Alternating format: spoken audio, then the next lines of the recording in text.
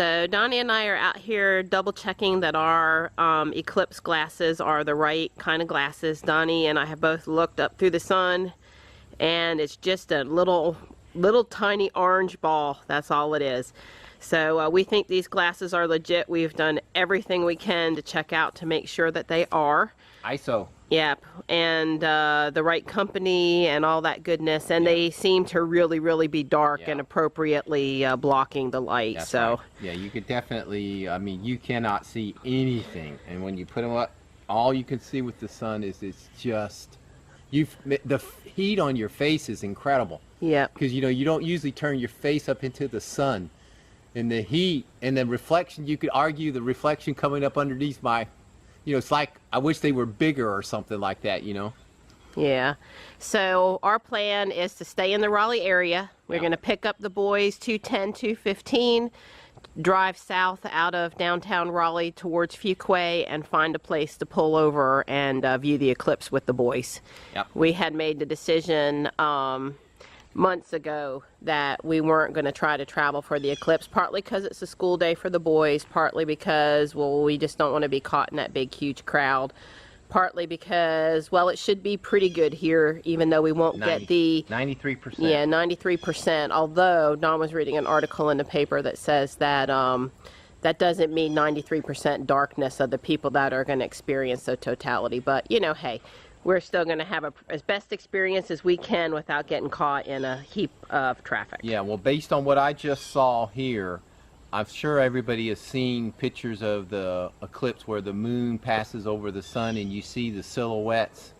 I'm sure that with these glasses we will experience that, because there's no brightness associated with it. So when the moon crosses in front of the sun, we should be able to see that notch where it's just a little bit of the sun's showing and the rest is dark. I'm sure we'll be able to see that with these. So what time? It's like 2:34 to 2:43 or something like that. The 93% for us is right around 2:40ish. I got the exact time, but yeah, it's going to start at like 1:13 is when the moon will just barely be touching the sun, and I guess it's going to progress across the sun, and the maximum amount will be at like 2:43, I think it was. And here in Raleigh, that varies everywhere. Yeah, we would have had to have traveled about 150 miles or something like that to put ourselves in the line of totality. So, but I guess we're lucky that we are at least going to be in a pretty good partial area without having to work hard to get to see it. So, looking forward to that tomorrow. I've built a little lens cover for her camera. Hopefully, it's working pretty good.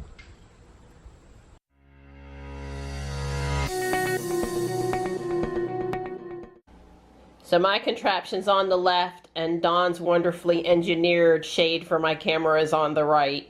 We each had an idea, and Don's works better because, well, for several reasons, but it blocks the face of the person using it better so the sun's not so intense.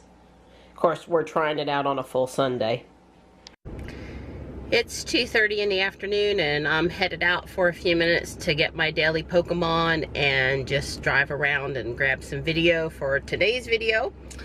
The boys are due home at 5, and after Johnny gets home I'll need to spend a few minutes with him making sure he's organized for the upcoming school week.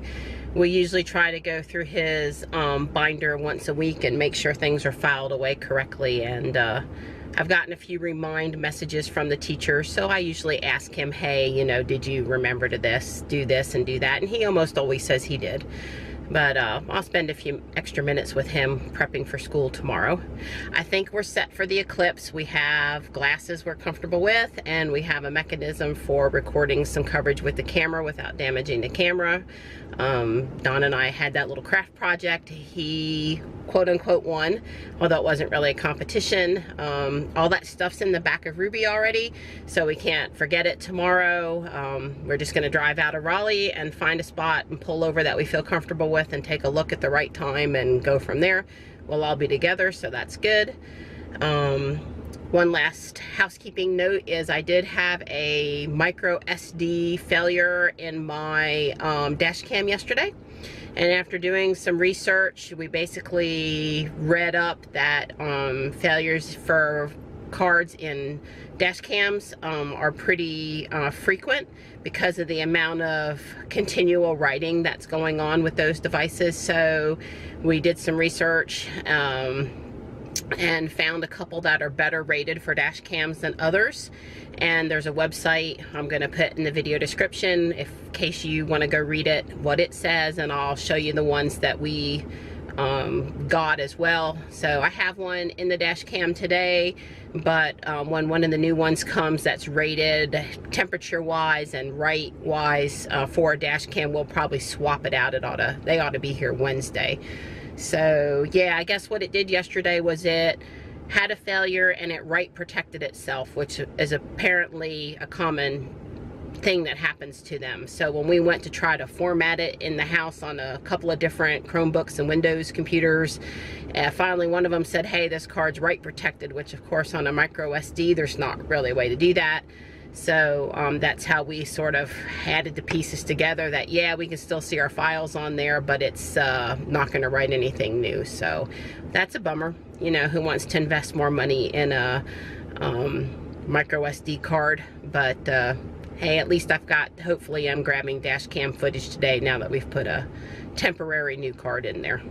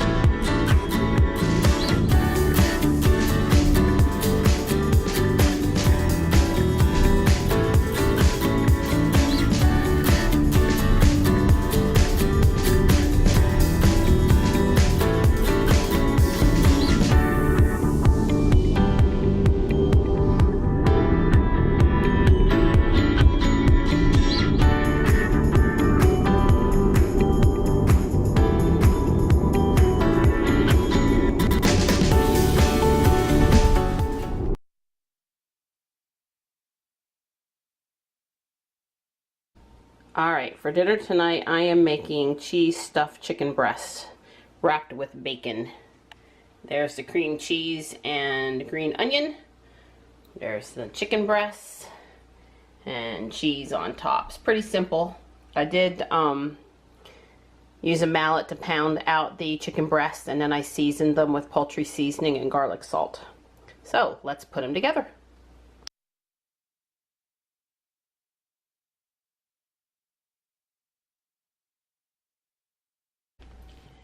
On a difficulty scale, these are really easy to make, but it does take about 30 minutes of prep time to get them ready to go. I put a generous helping of cheese on top. The nice thing about these is you can make them in advance, like in the morning, and just at dinner time stick them in 350 for an hour and they're ready to go. I will be putting them in a few minutes, but other days I've made them earlier in the day and then been relieved to just be able to put them into the oven. So I'll let you know how they turn out. All right, those cheese stuffed chicken breasts are in the oven, and I've got a zucchini corn quiche style casserole ready to go in at the right time. And then I'm also making zucchini brownies. The boys really love these, so they'll be ready to go in when all the other stuff comes out. And nearly 2 hours later, I might get to sit down for a few minutes before it's time to eat dinner. All right, brownies are ready to go in. Chicken stuffed with cheese is done. Zucchini corn quiche casserole is also ready to go. It's a little after 7 and everyone is hungry.